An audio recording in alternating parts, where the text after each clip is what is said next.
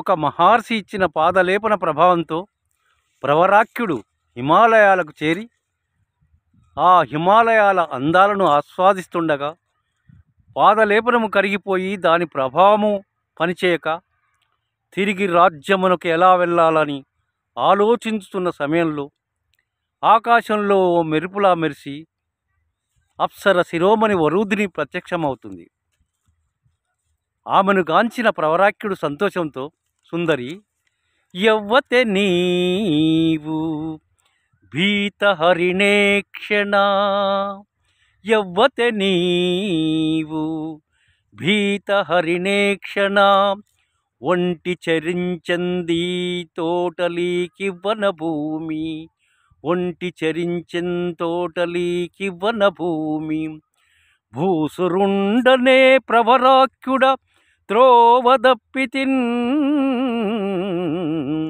ఆ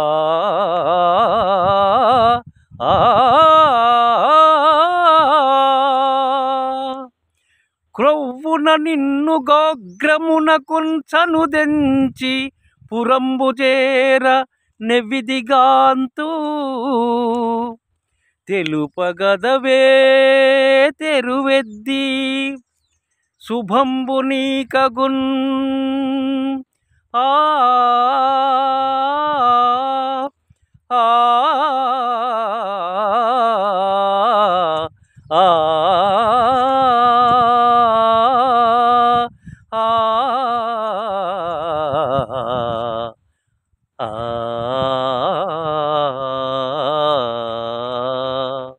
నిండు యవ్వనం, రాజ టీవీ దివ్య తేజస్సుతో వెలుగుతున్న ప్రవరాఖ్యునుగాంచి తొలి చూపులోనే తన వశమై వలపు నిండిన కన్నులతో చిలిపిగా ప్రవరాఖ్యుని వైపు చూస్తూ వయ్యారాలు పోతూ, ఏమేమి దారి మరచితివా లేక ఈ జవరాలిని పలకరింపు నెపమా, ఇంతలు కన్నులుండా తెరువెవ్వరి వేడెదో భూసురేంద్ర, ఏకాంతమునందునున్న జవరాండ్ర నెపంబిడి పలుకరించి, లాగింతయుగాక నీవెరుంగవే, మును వచ్చిన త్రోవ జొప్పు నీకింత భయమేల కలిగే, నీకింత భయమేల కలిగే, నిలిదమైతిమే